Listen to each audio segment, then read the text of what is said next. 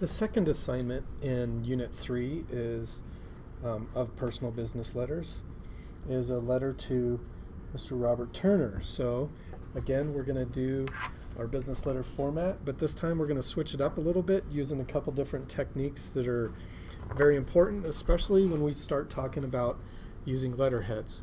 Also, we're switching to Microsoft Word this time, so double check those icons so you're in the right program. Again, being able to switch back and forth is pretty advantageous as you guys get a little older and different programs are offered, whether it's in high school or if in the job site or headed to college. So I'm going to take a look here, and I'm just going to click. Again, I'm in our Business Applications folder, Unit 3, and again, we have the diagram at the top of a personal business letter. The thing we're going to add is what we call vertical alignment. What that means is up and down. So kids get confused when I say vertical center. They think they're clicking the center button to like center a title. But this is vertical, which means up and down. The reason we'd use that is if you know what a letterhead is, it's a piece of paper that might have the company name or something like that across the top. And when we print it off, we want the document to not go over the top of that. So we actually type it starting at the middle of the document, and it spreads itself out evenly. So we have the steps right here to set that in Microsoft Word, and I'll show you in just a second in the interface. But this can be a good reference point for you if you have any issues with it. And so again, that's the purpose of us using this. So we want to do that with this letter. So as we scroll down again, we're in Microsoft Word.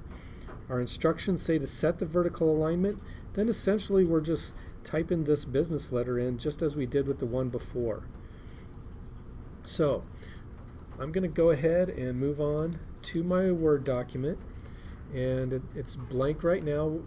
Let's say we don't want anything on this top space, so I'm going to apply the vertical centering. Of course, we're probably on the default Home tab, so I'm going to go up here to Layout, and that's where I'm going to find the alignment. And it's not just right here real easy. We have to launch this Page Setup option, and you'll probably come to the Margins tab, and we want to select this Layout tab. From here, you can see Vertical Alignment, and it says at the top, meaning I'll type from the top of the page. So I'm going to go to Centered, then select OK, and then if you've done it right, you should see the cursor blinking in the middle of the page. From there, I'm going to go ahead and start typing my document. And again, we always start with the current date, type it all out.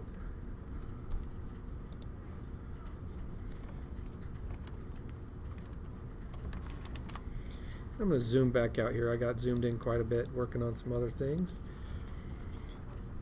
I'm going to enter down 4 times, 1, 2, 3, 4, then the address of the person I'm writing to.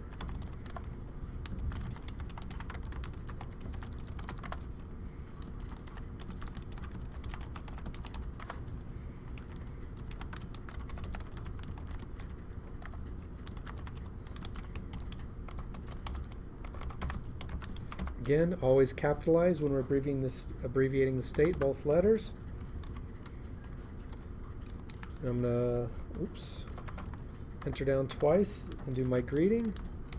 We're going with open punctuation again on this letter, so I don't have a comma or semicolon or colon after his name. And I'm going to do block style paragraphs again, so I'm going to enter twice and then start entering my text as I can see. And you should be noticing as you're typing this already, it's balancing it out. You're constantly typing in the center, and it's automatically centering up and down all the text you're entering. I'm continuing to enter my text. Notice the enter 1, enter 2, and that gets me to the next paragraph, identifying my block style. Sincerely, 1, 2, 3, 4.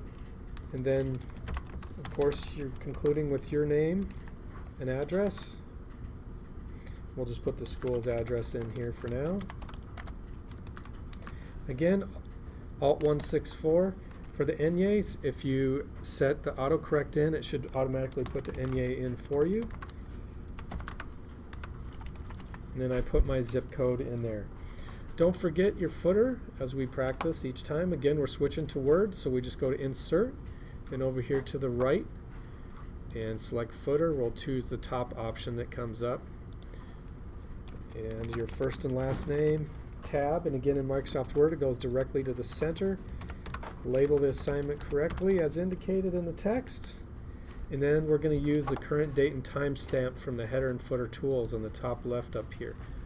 So I'm going to grab that, and again I can close header footer or double click back in the document.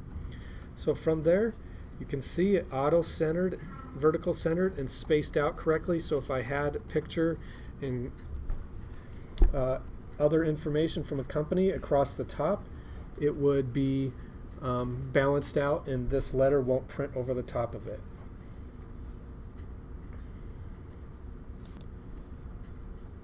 So make sure that's saved correctly, and then you can move on to the third item. Again, there will be some editing tasks at the end on this one, so make sure that it's saved properly so you can come back to it.